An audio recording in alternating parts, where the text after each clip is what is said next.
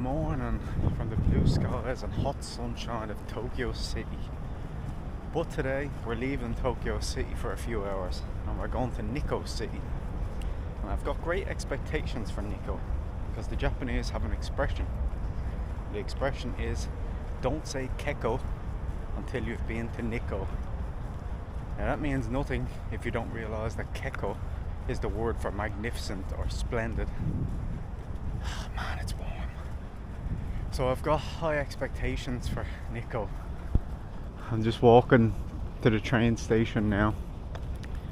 It's pretty nice here. I couldn't use my pass on the line to this Tobu line that I have to connect to. It's a different network, so on my way there. So I'm on my way to the train station now to catch about a 1 hour 3/4 train to Nikko City. It is covered by my pass, thankfully, even though it's not part of Tokyo. It's in a different prefecture. It's the first time I've walked by here and people are not working, trying to clean it up, but it's nice like this.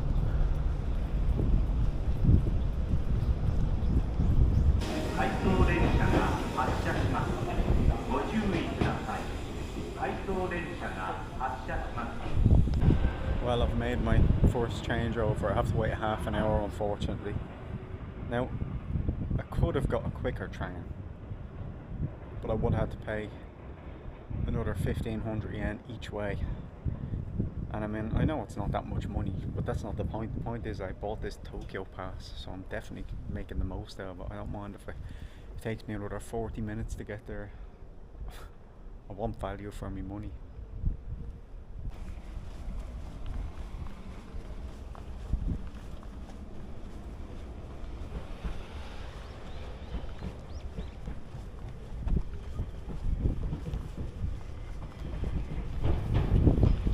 Well, hello there. From the outskirts of Nikko. Now, I'm a few kilometers away, but I did that intentionally. I got off a couple of stops early because I've been sitting down for nearly 3 hours. I just said, you know what, I'd rather walk a bit and stretch the legs. Too much sitting down. And it'll be the same going back, so it's nice to get this walk in. It's very quiet around here. This part is like not the busy part of Nikko. This is kind of like the suburb. Suburb is a bit of a overstatement. It's so quiet.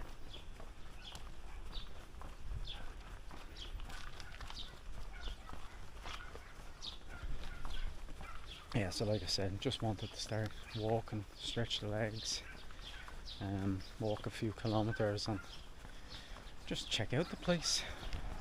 Oh man, walking in the Japanese countryside is almost as nice as cycling in the Japanese countryside. It is pretty damn hot though. I have my hat in my bag, so I might have to use that in a few minutes. I can feel it on top of my head. And I have my electrolyte water in my bag. It's called sports water. It's very nice along here. See, there's these small ponds beside a lot of the houses here. There's one guy out farming here. But it's very peaceful. There hasn't been one single car going by. There's a guy up here that looks like he's doing the hike as well. Oh man. Weather's good. No crazy wind. Hear the crickets or whatever they are chirping. This is a little shrine. Oh, interesting.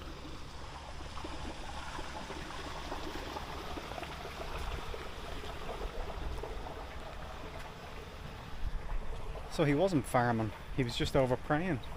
Check out just how green it is around here.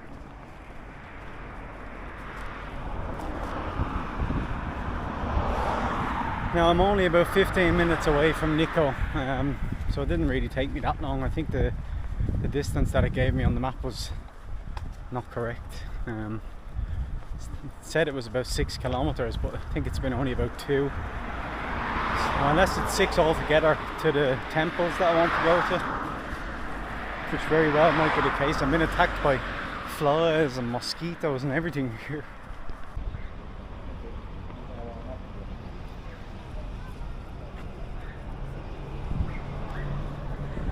Well, we have arrived in the town of Nikko. Check out this old tram. It's pretty cool, isn't it? Part of Nikko's history.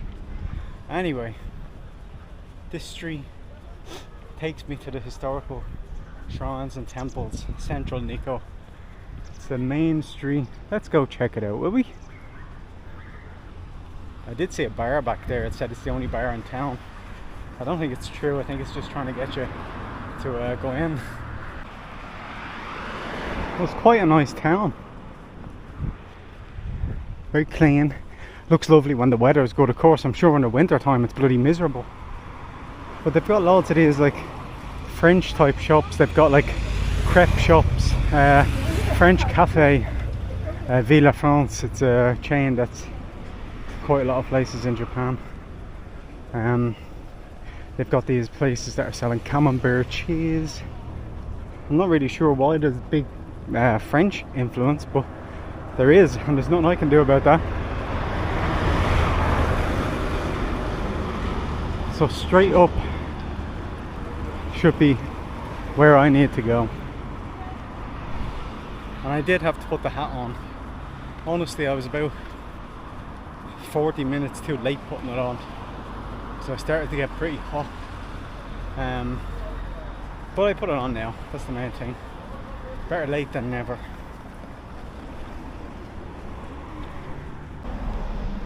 Check out this bridge. Isn't that lovely view? I don't want to get in the way of people's photos, so I just do it from here.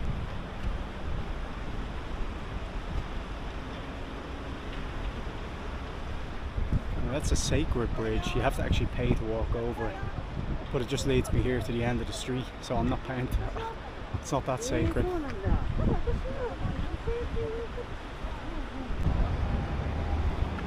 Now I squeezed past a few people to get here. This view is better.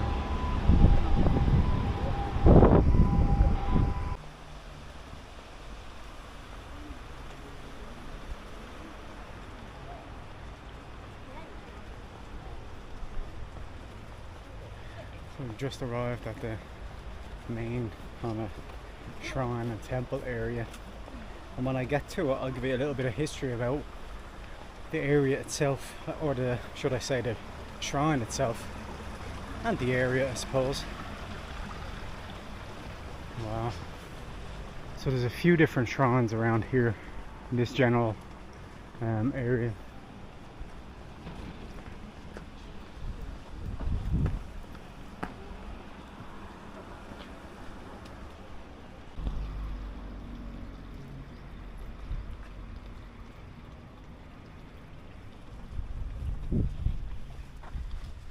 That's a statue of the Buddhist monk Shodo. And Shodo was actually the first person ever recorded of being in Nikko in 700 AD. Now I'm sure there were people here before that, but he's the first one being recorded, and he built a shrine here in the 700s. So yeah, you're coming up to 1400 years ago, which is crazy, isn't it? Imagine. Nearly 1,500 years ago, and the shrine is still standing.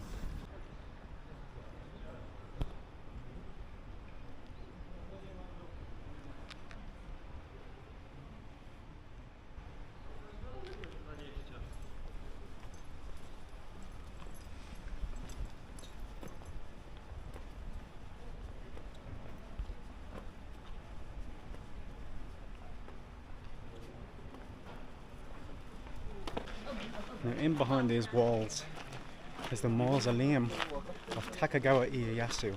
Now, Takagawa Ieyasu was the shogunate of the Takagawa shogun in 1603 to 1605, and in 1605 he was already 60 years old.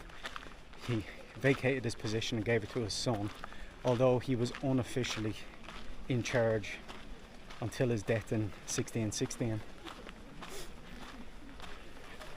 And his reign as the shogunate leader, just after 1616, ushered in the Edo period, which lasted in Japan until the Meiji Restoration in 1868. So it lasted over 200 years, 250 years, until Meiji came along. But he was very famous at the time for bringing peace and stability to Japan, because he wrote down a set of rules that everyone had to follow, and it prevented wars happening between rival clans. Everyone had to follow these rules. So he did quite good, I guess. But when he abdicated, left his position as shogunate leader, he moved to Edo, which is now Tokyo, and he oversaw the building of Edo Castle, which he lived in until his death. As I said, I can't take videos or photos in there, but I'm going to go in. There is a temple up ahead that's supposed to bring you good luck with romance and love, so I definitely need to bloody give an offering there. Now, this temple was actually built by Shodo Shonen, the guy whose statue I showed you. This was built in the 700s, so you're talking nearly 1400 years, which I already mentioned, I know.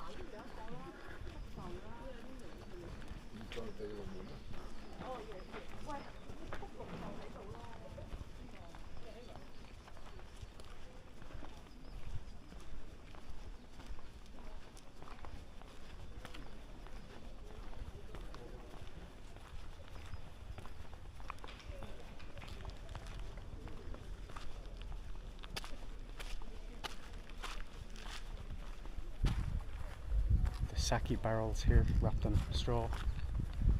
Now this temple is supposed to bring you, when you worship here, it's supposed to bring you luck in romance and relationships and love. So I'm definitely going to have to give an offering to this bloody place. It's hard to believe that 1400 years this place has been here. Obviously it's been retouched up just to make sure it doesn't fall apart.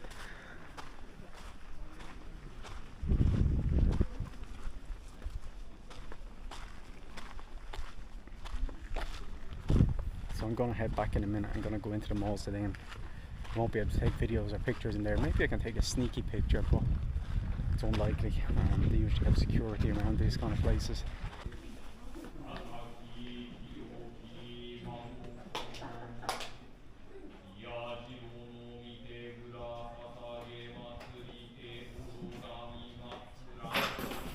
So I've just come out of the Toshogu temple. Now that's the temple that I couldn't take photos in. That's the main kind of attraction.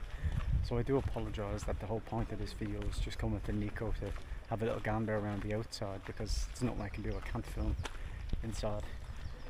But it was really nice. There's so much bloody detail in the place, and there's also a pretty fun little thing there.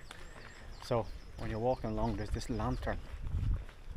It's called like the ghost lantern, because when it's lit up at night time, apparently it creates a shadow that looks like a creature, and on the actual lantern it's got sword marks from where it would have surprised the samurai and they would have attacked it by accident.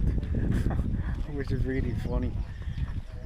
You just picture the samurai just getting frightened by a bloody lantern and taking a swing at it. So I'm gonna head back to the main part now. Not the main part, but the kind of central area, before you make it to the before I made it to the temple. But there's a really lovely walk here. You can see it all behind me. Really nice between all these trees. Gives you a bit of shade from the sun, because the sun is, you know, it's pretty hot and there's not much wind. That's what's keeping it like attacking me. A lot of tourists here, a lot of European tourists. I've heard French accents, Italians. So it is a popular place, especially when it's not that far from Tokyo. As you're walking back, you can get food if you want. Mini donuts, skewers, bubble tea. Anytime you come to a temple area in Japan, there's food market outside. It's great if you work up an appetite when you're walking around the town.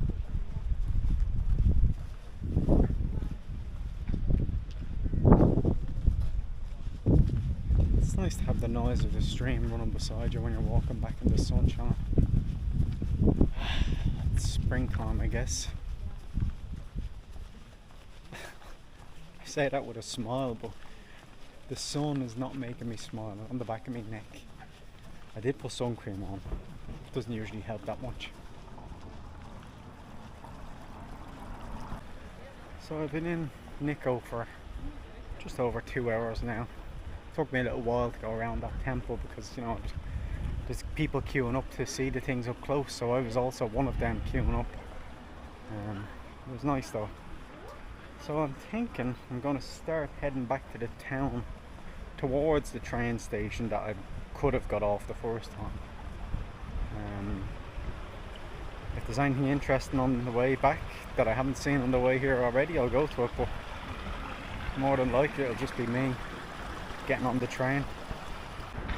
I think with Nikko, honestly the perfect scenario would be to spend the night here. I think it'd be way better than kind of rushing around in one day to check out the place. I think one night would be really nice, especially in the morning time around here when there's less tourists.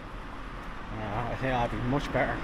I mean, don't get me wrong, it's really nice here anyway, but the lack of tourists in the morning time would make it so much better. Especially the main street here, you know, you've got loads of breakfast places and cafes, so you could experience them better in the morning time.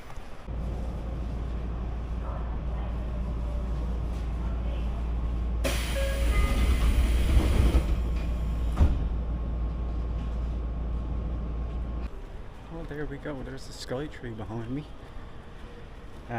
So it wasn't too bad getting back, luckily.